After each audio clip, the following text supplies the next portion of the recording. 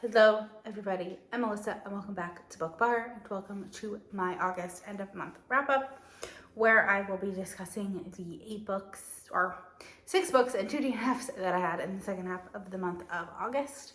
If you want to hear my thoughts on the first 9 books I read, my mid-month wrap up will be linked above. But we're just gonna go ahead and get on into it, starting with Her Husband's Harlot by Calloway.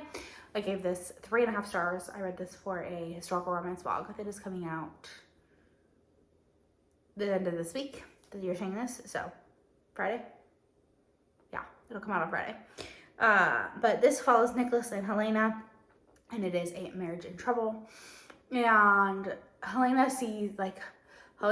and Nicholas had a night, like they're married, and their wedding night didn't go that great, and Helena was very uncomfortable. And they have not gone to the marriage bed since. And she sees that her husband is going to a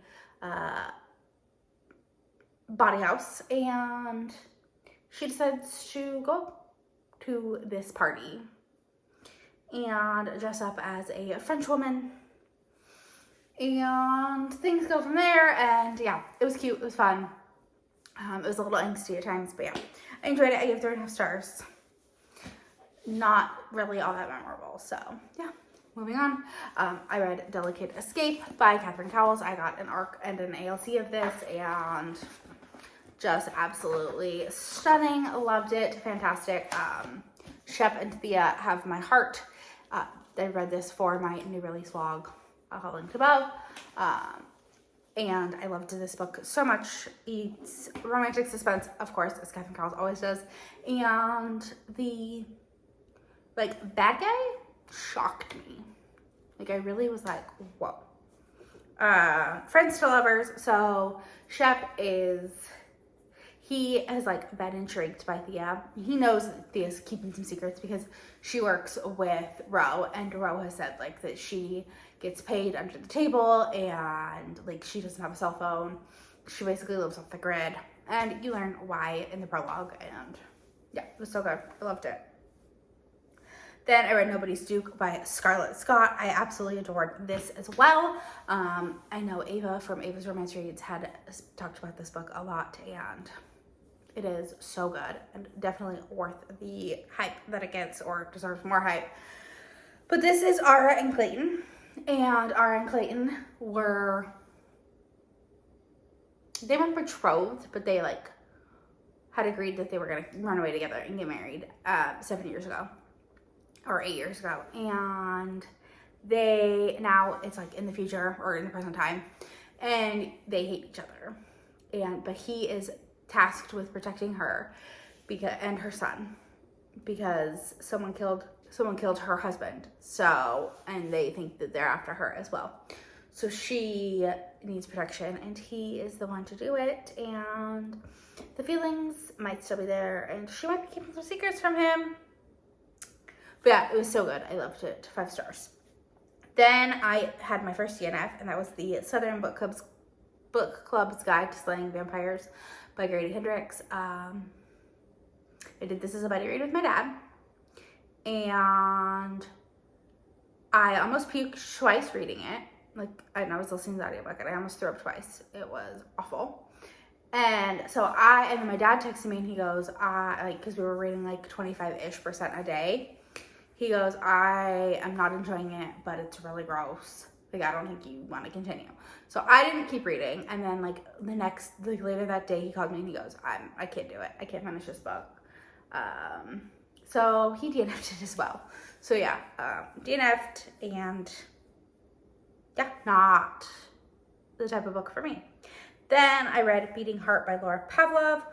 I needed something much lighter after that.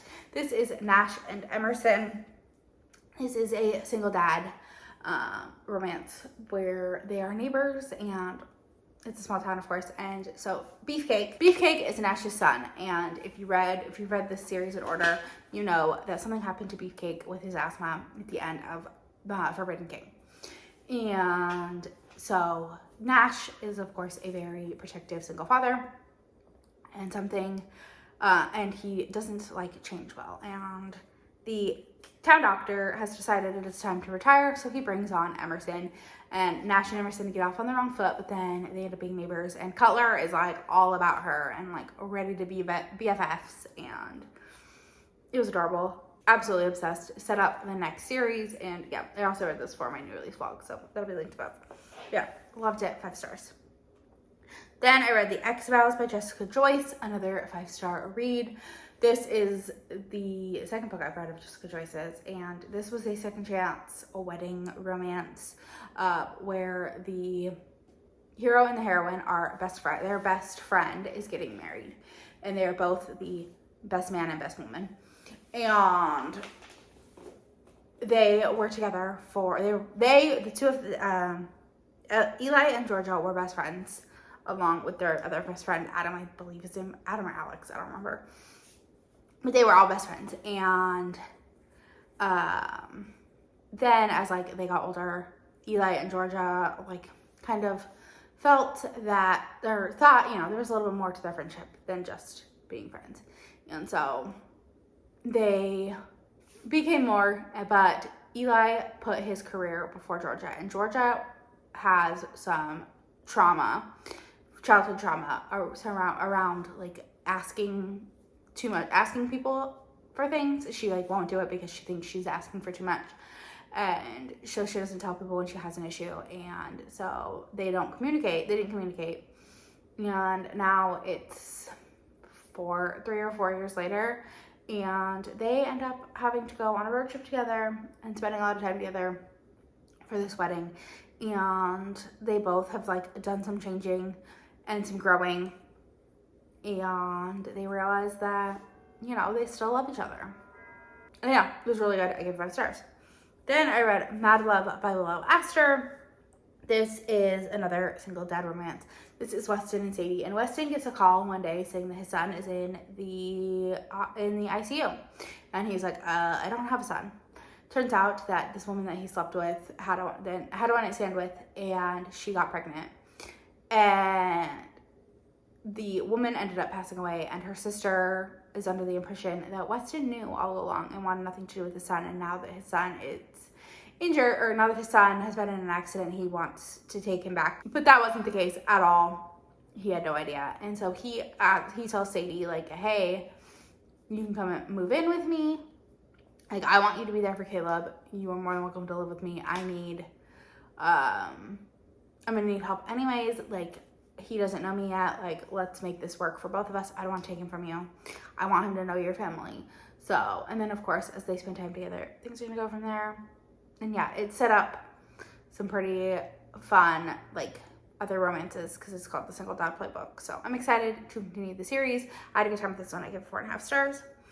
Then I had my second DNF of the month, and that was Fast by Millie Belizare. I DNF'd this one at 4% because nowhere in like the content warnings did it say anything about anything happening to a child, especially the child being the heroine. Like in the past, or not even in the past, like the story starts when she's like 8 years old and she's essayed, and so I couldn't do it, so I DNF'd it at 4%. But I've heard that it is very good. It's not something that I could mentally do right now. So yeah. Then the last book that I read was All I've Wanted, All I've Needed by A.E. Valdez. This is Asen and Harlot. And Harlot, at the beginning, is proposed to by her longtime boyfriend and best friend, Hendrix. And she says no, because she knows, like, that she's just gonna, like, live in his shadow, and that's not what she wants. So she ends up going and moving to Seattle, where she, like, finds a whole new passion for photography and other things, and she meets Asen there, and they become really good friends. They spend all their time together, and of course, you know, things that leads to more. So I had a really good time with this one. I ended up giving it 4.5 stars. And there were just a few things I didn't love. But yeah, that is it. That is all I have for now. Quite a short wrap up. Not my best reading month. I feel like I'm kind of slumping. I am carrying 2 books over into September, which I don't like to do. I don't normally do that. I try to finish books in the month, but I'm carrying over Quicksilver by Callie Hart because honestly, I don't know. I might DNF it. I'm at like 30%, and I'm just It's a slog. And then Out of Focus by Christina Santos, which I have only read a little bit of, but I'm reading it for my September new release vlog anyways. I had an arc of it. So, because it comes out on September 3rd. So I have a couple days to finish it anyways, but I was like not prioritizing reading that. Yeah, that is all I have for now. If you made it to the end of this video, leave me a bird emoji and don't forget to like, comment, subscribe, all that fun stuff. It really helps me out, and I'll talk to you all in the next one. Bye.